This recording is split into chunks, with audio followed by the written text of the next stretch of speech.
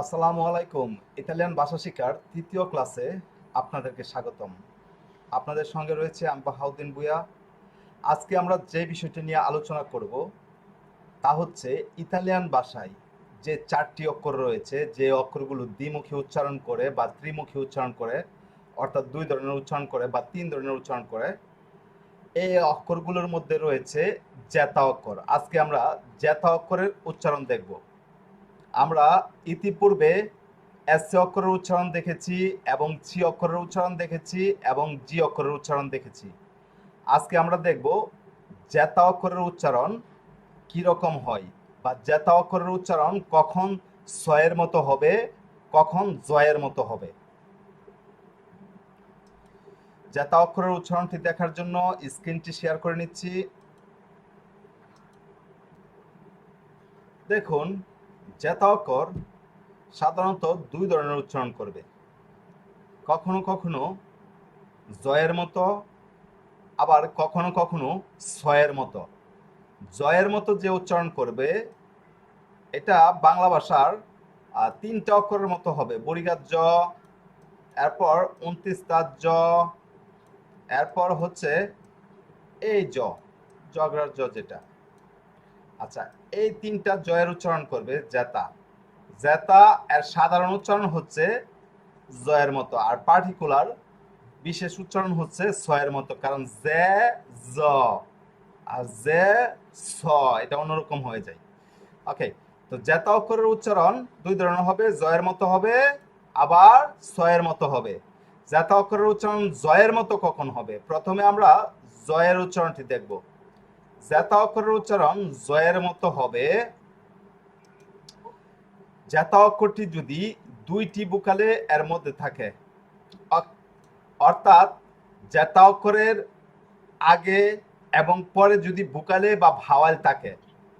জ্যাতা অক্ষরের আগেও ভাওয়াল থাকতে হবে এবং পরেও ভাওয়াল থাকতে হবে, অর্থাৎ দুইটা ভাওয়ালের মধ্যবর্তী অবস্থায় থাকতে হবে জ্যাতা অক্ষরটি। তাহলে জ্যাতা অক্ষরের উচ্চারণ জয়ের মতো হবে।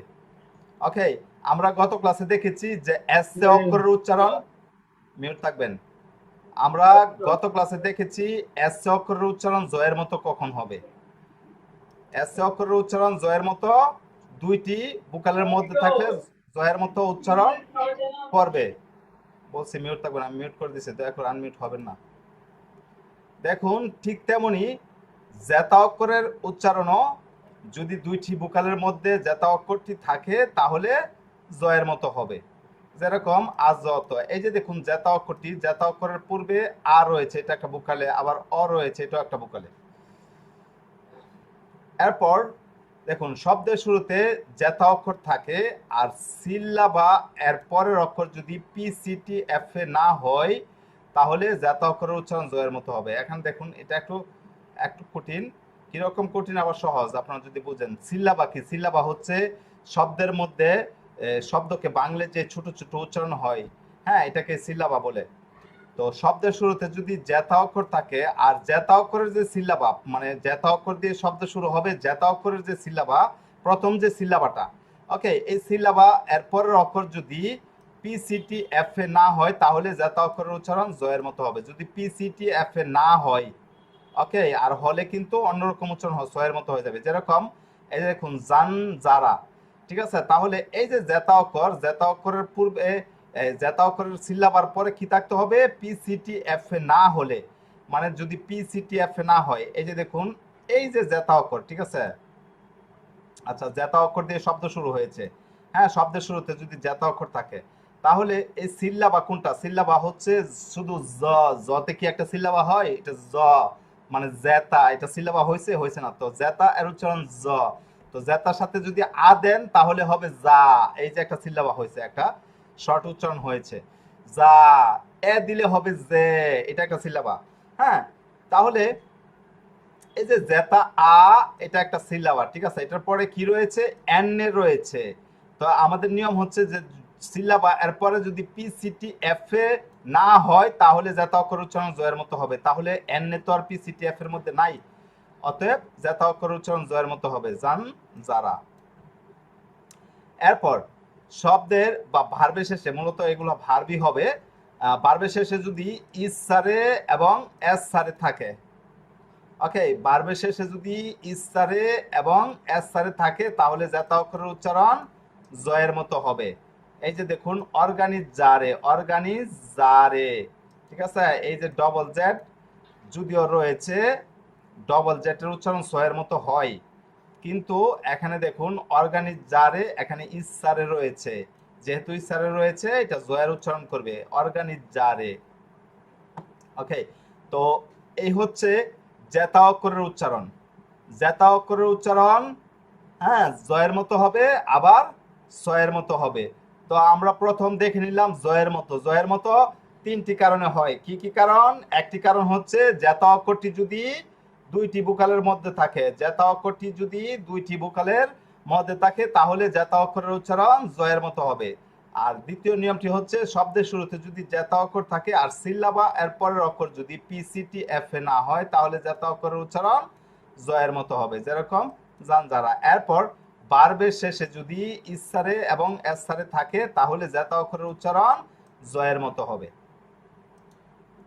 এটা হচ্ছে জেতা অক্ষরের উচ্চারণ জয়ের মতো। এখন আমরা দেখব জেতা অক্ষরের উচ্চারণ ছয়ের মতো। জেতা অক্ষরের উচ্চারণ ছয়ের মতো কখন হয়?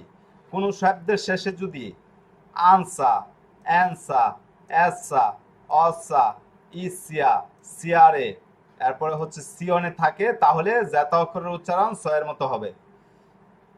দেখুন আনসা, অ্যানসা, এসা, অসা, ইসিয়া, সিয়ারে সিয়নে যদি থাকে তাহলে জেতা অক্ষরের উচ্চারণ ছয়ের মতো হবে, যেরকম আব্বাস্তানসা। এই যে দেখুন লাস্টে রয়েছে কি আনসা, তাহলে এই যে আনসা, আব্বাস্তানসা, এখানে যদি আপনি পড়েন আব্বাস্তানজা তাহলে হবে না। এই যে আমাদের এই নিয়মে পড়েছে প্রথমটা, দ্বিতীয়টা হচ্ছে এই নিয়মে, তৃতীয়টা হচ্ছে এই নিয়মে, আর বাকি এত কিছু দেয়নি। যাই হোক, এই যে দেখুন আনসা, অ্যানসা, এসা, এই যে দেখুন আব্বাস্তানসা, ইন্টেলিজেন্সা, বেল্লেসা, ঠিক আছে। তো জেতা অক্ষরের সরি কোন শব্দের শেষে যদি আনসা, এনসা, এসা, অসা, ইসিয়া, সিয়ারে সিয়নে থাকে তাহলে জেতা অক্ষরের উচ্চারণ ছয়ের মতো হবে। এটা হচ্ছে একটা নিয়ম। এরপর দেখুন জেতা অক্ষরের পরে যদি ইয়া, ইয়ে, ইয় এগুলো থাকে তাহলে জেতা অক্ষরের উচ্চারণ ছয়ের মতো হবে। দেখুন জেতা অক্ষরের পরের অক্ষর যদি ইয়া, ইয়ে, ইয় এগুলো থাকে তাহলে জেতা অক্ষরের উচ্চারণ ছয়ের মতো হবে, যেরকম সিলেন্সিও, এই যে ইয় রয়েছে সিলেন্সিও।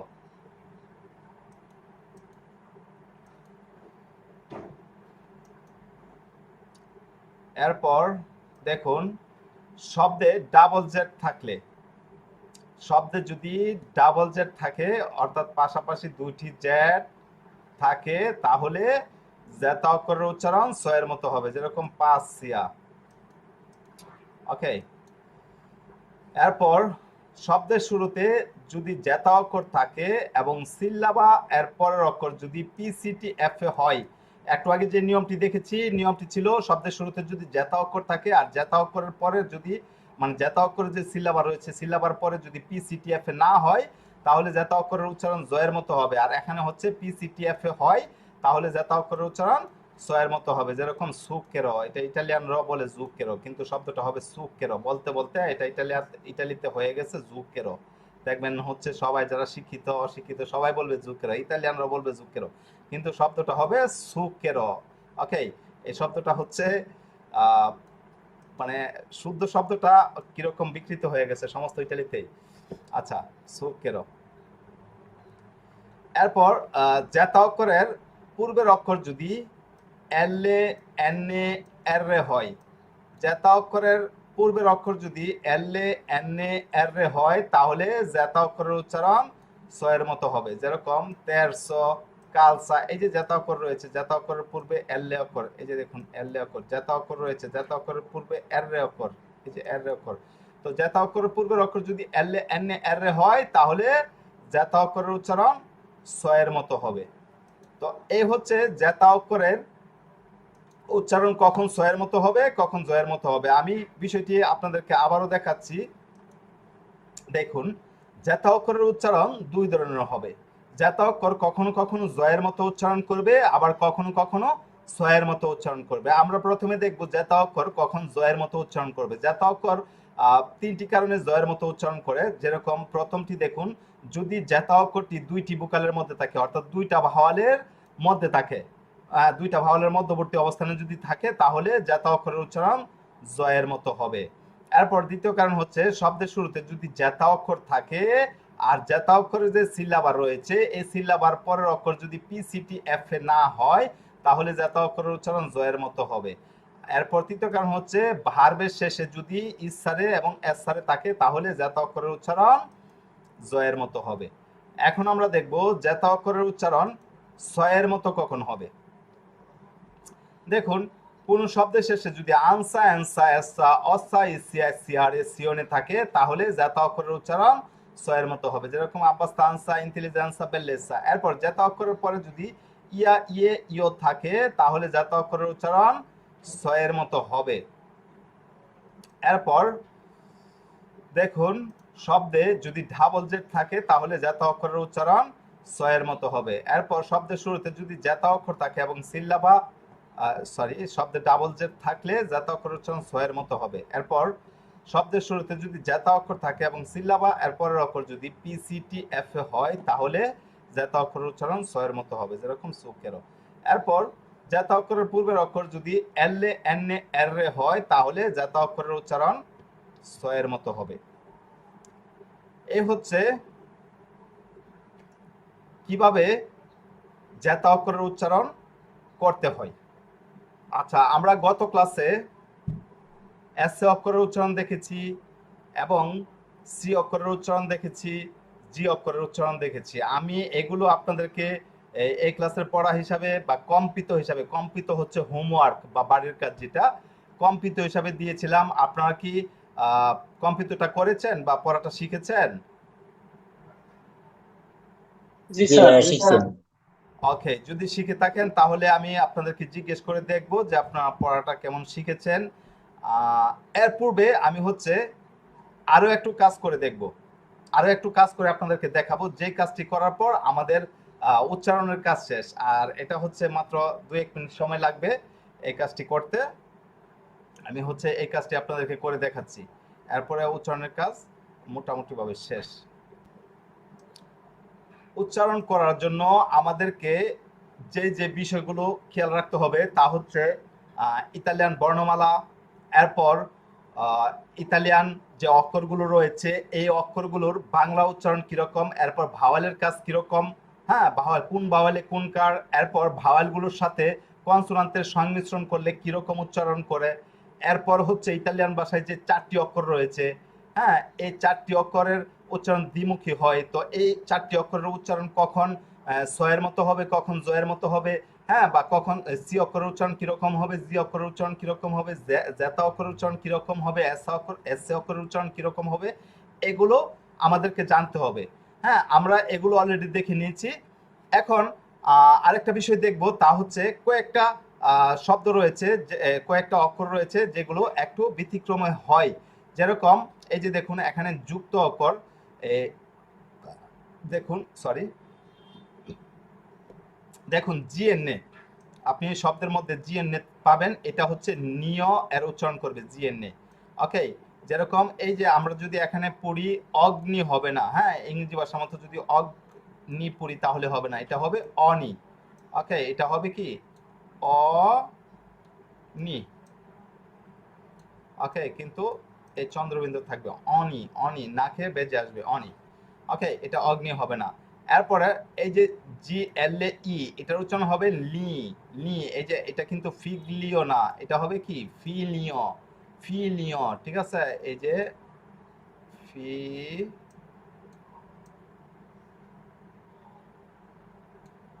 ফিলিও, হ্যাঁ এটা হবে ফিলিও। তো এই দুইটা উচ্চারণ আমাদেরকে খেয়াল রাখতে হবে, জিএনএ এবং জিএলএ। এখানে যদি আপনি অনির জায়গায় যদি অগ্নি পড়েন ভুল হবে, ফিলিওর জায়গায় যদি ফিগলিও পড়েন ভুল হবে। তো এই দুইটা উচ্চারণ আমাদেরকে হ্যাঁ, বুঝে শুনে করতে হবে, এটা হচ্ছে একটা কারণ। এরপরে এই যে দ্বিতীয়ত দেখুন এখানে কু অক্ষরের যে উচ্চারণ, কু অক্ষরের যে উচ্চারণ, এই কু অক্ষরের উচ্চারণটা এরকম হবে, কুর পরে উ থাকবে। ওকে, কুর পরে উ থাকবে, এরপরে হচ্ছে বুকালে থাকবে, বুকালে বলতে ভাওয়াল থাকবে। ঠিক আছে, কুর পরে উ থাকবে, এরপরে হচ্ছে ভাওয়াল থাকবে। এটা হবে কু অক্ষরের উচ্চারণ ক এর মতো। ঠিক আছে, মূলত কর উচ্চারণ করে সি অক্ষরে, কর উচ্চারণ করে ইটালিয়ান ভাষায় সি অক্ষরে, আর এখানে কর উচ্চারণ করে কিন্তু এটা হবে কু, কুয়ে, কুয়ো, এরকম, মানে উটা যেটা ইউ ইংরেজি ভাষায় ইউ যেটা, এটা যুক্ত থাকতে হবে। ওকে, কুয়া, কুয়ে, কুই এরকম উচ্চারণ করে মূলত এ, কুয়ো, কু অক্ষরের যে উচ্চারণটা। ওকে, এটা একটু খেয়াল রাখবেন। এরপর আমরা যে কাজটা করব তা হচ্ছে আচ্ছেন্ত এর কাজ। ওকে, এই যে আচ্ছেন্ত, এটাকে অ্যাপোস্ট্রফি বলা হয় ইংরেজি ভাষায়, যাকে অ্যাপোস্ট্রফি বলা হয়, ইটালিয়ান ভাষায় আপোস্ট্রোফ। এই যে আপোস্ট্রোফ, দেখুন এখানে এলএ অক্ষরের উচ্চারণ, এই যে দেখুন এলএ অক্ষরের ডান পাশে একটা আপোস্ট্রোফ রয়েছে, আচ্ছেন্ত। ঠিক আছে, এটাকে ইংরেজি ভাষায় অ্যাপোস্ট্রফি বলা হয়। এই যে আচ্ছেন্ত, এলএ এলএ এলএ আচ্ছেন্ত বা আপোস্ট্রোফ, এলএ আপোস্ট্রোফ, এলএ আপোস্ট্রোফ, এলএ আপোস্ট্রোফ। এরপরে এই যে আলবেরো, এজামে, ইন্দ্রিস, লরলো, অরলজ, ইউনিভার্সিটা, এখানে যখন আপনি উচ্চারণ করবেন, হ্যাঁ, উচ্চারণ করলে এক একটা এক এক এক এক রকম উচ্চারণ করবে। এখানে শুধু এলএ উচ্চারণটা, এটা হচ্ছে লিখার ক্ষেত্রে। হ্যাঁ, আপনি লিখার ক্ষেত্রে এরকম লিখবেন, কিন্তু বলার ক্ষেত্রে উচ্চারণ চেঞ্জ হয়ে যাবে। কিরকম, এই যে দেখুন এটা হয়ে যাবে লা আলবেরো, এখানে একটা আ আসবে মনে মনে, এই আচ্ছেন্তটা, হ্যাঁ, আচ্ছেন্তটার পরিবর্তে একটা আ আসবে। কেন আসবে, এই যে শব্দটা শুরু হয়েছে আ অক্ষর দিয়ে, এই জন্য এই অক্ষরটা মনে মনে এখানে চলে যাবে, এটা হয়ে যাবে লাল বেরো। এখানে একটা মনে মনে এ আসবে, কেন আসবে, এখানে যে শব্দটা শুরু হয়েছে বুকালে, এই বুকালেটা এখানে মনে মনে চলে যাবে আচ্ছেন্ত থাকার কারণে। ঠিক আছে, যখন এই আচ্ছেন্ত থাকবে তখন দেখবেন হচ্ছে শব্দ বুকালে দিয়ে শুরু হয়েছে। তো যে বুকালে দিয়ে শব্দ শুরু হবে এই বুকালের উচ্চারণ করবে, এখানে মনে মনে লে হবে, তাহলে লে, এরপরে আজামে ঠিকই থাকবে, এখানে একটা ই আসবে, তাহলে কি হবে, লি ইন্দিরিস, এখানে একটা অ আসবে, তাহলে মনে মনে আসবে। লিখার ক্ষেত্রে কিন্তু যেরকম আছে এরকমই, এটা হবে ল অরলজ্জ, এরপরে এখানে একটা উ আসবে, তাহলে এটা হবে লো ইউনিভার্সিটা। এই যে দেখুন লা, এই যে লিখার ক্ষেত্রে এরকমই থাকবে, কিন্তু বলার ক্ষেত্রে আপনারা এরকম বলবেন, এই যে লা আলবেরো, লে এজামে, লি ইন্দিরিস, ল অরলজ, লো ইউনিভার্সিটা। ওকে, এখানে যখনই এরকম পাবেন তখন হচ্ছে লেখার ক্ষেত্রে এরকমই লিখবেন, কিন্তু বলার ক্ষেত্রে হচ্ছে এরকম, হ্যাঁ, বা রিডিং পড়ার ক্ষেত্রে এরকম হবে। এই বিষয়টা মনে রাখবেন, তাহলে রিডিংটা হয়ে যাবে। এটা শুধু এল অক্ষরের ক্ষেত্রে না, আপনি এই দ্বি অক্ষরও পাবেন। এই যে দ্বি অক্ষর রয়েছে, এই দ্বি অক্ষরটাও পাবেন। এই দ্বি অক্ষর এবং এল অক্ষর এই দুইটা অক্ষরের ক্ষেত্রে থাকে। এই যে যেরকম দা কর্দ, হ্যাঁ, এটা হবে দা কর্দ, এটা হবে দে স্তাতে, এটা হবে দি ইতালিয়া, এটা হবে দ অর, এটা হবে দু উজ। এই যে দেখুন দা আকর্দ, দে স্তাতে, দি ইতালিয়া, দ অর, দু উজ। এখানে বিষয়টা বুঝতে পেরেছেন? এই যে দেখুন এখানে দা আসছে কেন, শব্দটা শুরু হয়েছে আ অক্ষর দিয়ে, তো মনে মনে এই আচ্ছেন্তর জায়গায় কি আসবে, এই অক্ষরটা চলে যাবে। হ্যাঁ, কিন্তু এই শব্দটা কিন্তু ঠিকই থাকবে, এটা আকর্দই থাকবে, এখান থেকে কিন্তু এই অক্ষর বাদ পড়বে না। হ্যাঁ, তাহলে এখানে একটা অক্ষর বেশি যুক্ত হবে, দা আকর্দ।